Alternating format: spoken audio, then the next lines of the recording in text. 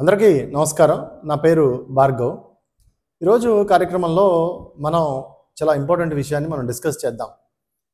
ఎందుకంటే వాస్తవానికి మనందరికీ తెలుసు, పెహల్గామ్ ఇష్యూ తర్వాత భారత్ పాకిస్తాన్ మధ్య తీవ్ర యుద్ధం నెలకొల్పబడుతూ ఉంది అని చెప్పి మనకు అర్థమవుతూ ఉంది. ఎందుకంటే బోర్డర్లో ఇరు పక్షాలు కూడా డిఫెన్స్ ఫోర్స్ని దింపుతూ ఉన్నాయి. అదేవిధంగా నేవీ, ఎయిర్ ఫోర్స్ కూడా సిద్ధంగా ఉన్నాయి. సో దీంతో ఒక యుద్ధ వాతావరణం మనకు కనిపిస్తూ ఉంది. అయితే ఇవన్నీ కూడా బోర్డర్లో జరుగుతున్నాయి. కానీ వాస్తవానికి గత కొన్ని సంవత్సరాలుగా పాకిస్తాన్ ఇంటర్నల్గా భారతదేశంలో కొన్ని వ్యూహాత్మకంగా ఎత్తుగడలు వేసింది. మనెవరికి తెలియకుండా స్లీపర్ సెల్స్ని ఇంపోజ్ చేసింది. అవి స్లీపర్ సెల్స్ అంటే ఎవరో ఒక ఆర్మీలో ట్రైనింగ్ అయ్యి లేకపోతే చాలా పకడ్బందీగా వచ్చిన వాళ్ళు కారు. ఈ భారతదేశంలో ప్రధానంగా భారతదేశాన్ని జయించాలని వచ్చిన వాళ్ళు ఎవరైతే పోర్చుగీసులు కానీ, డచ్ కానీ, ఫ్రెంచ్ కానీ, ఈస్ట్ ఇండియా కంపెనీ కానీ, వీరందరూ కూడా సాంస్కృతిక ఆధిపత్యం కోసం ప్రయత్నం చేశారు.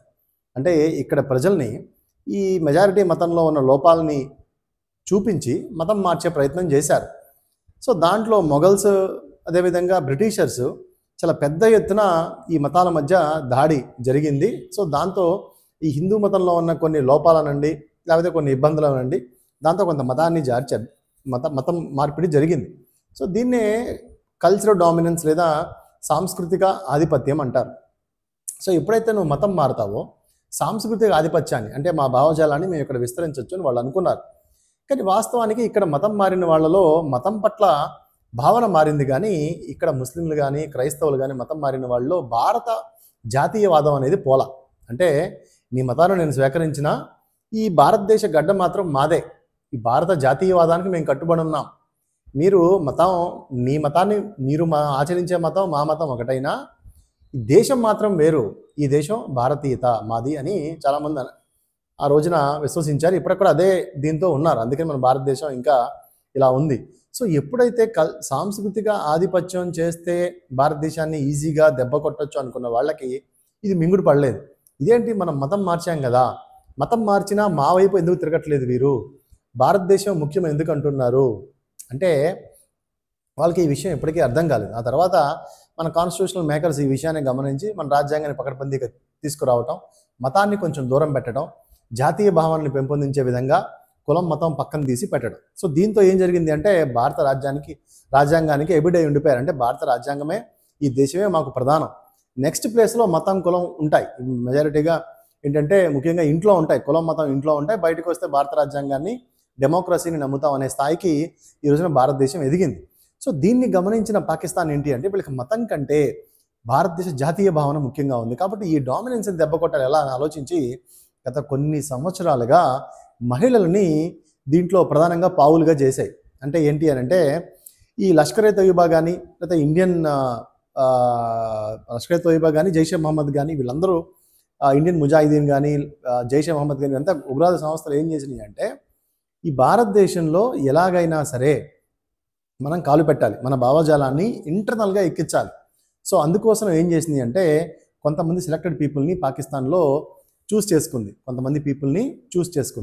ఎవరు వాళ్ళు అంటే పాకిస్తాన్ ఆర్మీగా వెళ్ళిన వాళ్ళు, లేదా పాకిస్తాన్ ఆర్మీలో పారా కమాండర్స్గా ఉన్నవాళ్ళు.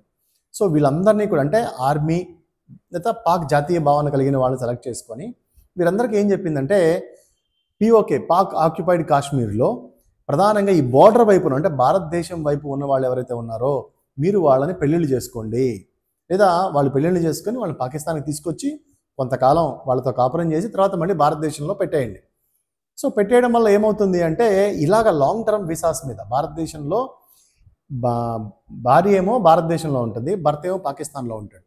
సో ఈ భార్య కొంతకాలం వెళ్ళి కాపురం చేసి మళ్ళీ తిరిగి వచ్చి ఇక్కడ పిల్లల్ని కంటా ఉన్నారు. సో ఇక్కడ బెనిఫిట్స్ అవైల్ అవుతున్నాయి. ఎందుకని ఇక్కడ పిల్లలు ఇక్కడ పుట్టారు కాబట్టి ఈ భారతదేశంలో పుట్టిన వాళ్ళగా వాళ్ళకి చదువు ఇవన్నీ కూడా అబ్బుతూ ఉన్నాయి. సో మనకి ఫలాలు, సామాజిక ఫలాలు అంటారు. సో ఇవన్నీ కూడా అందుతూ ఉన్నాయి.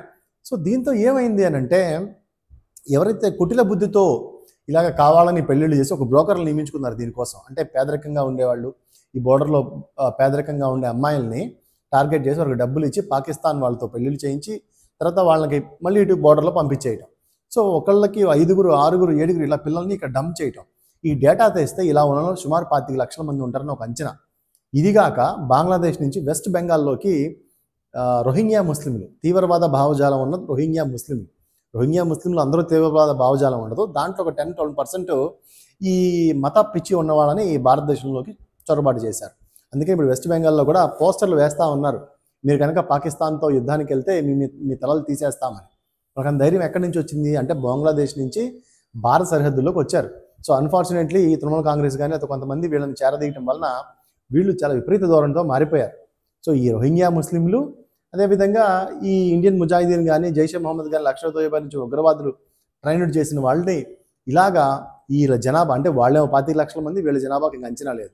ఇలాగ ఏంటి అని అంటే భారత జాతీయవాదానికి దెబ్బ కొట్టాలి, భారత జాతీయవాదాన్ని దెబ్బ కొట్టి ఇక్కడ మతస్థుల్లో మత విద్వేషాలు పెంచాలి.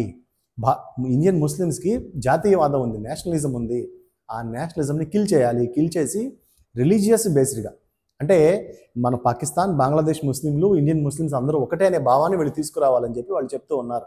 సో చూడండి, అంటే ఏంటి, ఇంటర్నల్గా శత్రువుపైన దాడి చేయటం, ముప్పేట దాడి అంటాడు. మనకి బంగ్లాదేశ్ నుంచి రోహింగ్యా ముస్లిం దాడి, బోర్డర్ నుంచి ఇలా దాడి, ఇది మహిళలను చూస్ చేసుకొని వాళ్ళతో పిల్లలు కానీ ఇదొక దాడి. సో ఈ దాడుల పట్ల భారత ప్రభుత్వం అలర్ట్ అయింది. ఇది ఎప్పుడు గుర్తొచ్చిందంటే పెహల్గామ్ ఇన్సిడెంట్ జరిగిన తర్వాత పాక్ నేషన్ 48 గంటలు వెళ్ళిపోమని చెప్పారు కదా. ఇప్పుడు ఈ డేటాలన్నీ తీస్తూ ఉంటే గత 15-20 సంవత్సరాలు వాళ్ళు ఉండి వాళ్ళు ఇక్కడ చదువుకొని ఇక్కడ ఓటు హక్కు కూడా వినియోగించుకున్నారంట. అది చాలా దారుణం. వాళ్ళకి ఫేక్ ఆధార్ కార్డులతో ఉండి ఓటు హక్కులు కూడా వినియోగించుకున్నాం, మేము వెళ్ళమని చెప్పి డిమాండ్ చేస్తూ ఉన్నారు. అసలు వీళ్ళు ఎవరు అంటే వీళ్ళ తండ్రి ఏమో పాకిస్తాన్లో ఉంటాడు, తల్లి ఇక్కడ ఉంటుంది. సో కొన్ని సంవత్సరాలుగా ఇక్కడ సెటిల్ అయిపోయారు. సో ఇది ఒక కుట్ర. ఇప్పుడు వీళ్ళ దగ్గర నుంచి ఇన్ఫర్మేషన్ వాళ్ళకి వెళ్తుంది, తండ్రి దగ్గరికి వెళ్తుంది. తండ్రి దగ్గర నుంచి పాకిస్తాన్కి అసలు ఇక్కడ ఏం జరుగుతుందో మొత్తం పాకిస్తాన్ ఇంటెలిజెన్స్కి చేరవేస్తున్నారు. అంటే చూసారా, మొత్తం ఈ రకమైనటువంటి కుట్రలే. మనకి ఇప్పుడు అలెగ్జాండర్ని చూసాం. అలెగ్జాండర్ ఏంటి అని అంటే ఏదైనా దేశానికి దండయాత్ర వెళ్ళినప్పుడు అక్కడ సైనికులతో అందరినీ రేప్ చేయించేవాడు. ఏ దేశంకి వెళ్తే ఆ దేశంతో వాళ్ళ సంతతిని పెంచేవాడు, ఎందుకంటే మొత్తం నాదే ఉండాలి అని.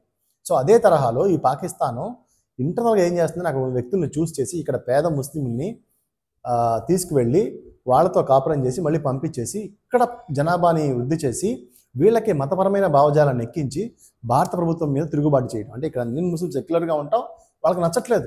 వాళ్ళు ఏమంటారు, ఇండియన్ ముస్లిమ్స్ ఎందుకు సెక్యులర్గా ఉంటున్నారు, మతపరంగా ఇప్పుడు పాకిస్తాన్ ఎలా మతపరంగా ఉంటున్నారు, ఎందుకు ఉండట్లేదు, వాళ్ళు భారతదేశం ముఖ్యమైన ఎందుకు అంటున్నారు, రాజ్యాంగం ఎందుకు కట్టుబడి ఉంటున్నారు, భారతదేశంలో ఎందుకు అల్లర్లు చేయట్లేదు, ఇది వాళ్ళ బాధ అనమాట. సో ఇలాంటి కుట్రలను మనం ఛేదించాలి. ఇప్పుడే భారత ప్రభుత్వం దృష్టి పెట్టింది.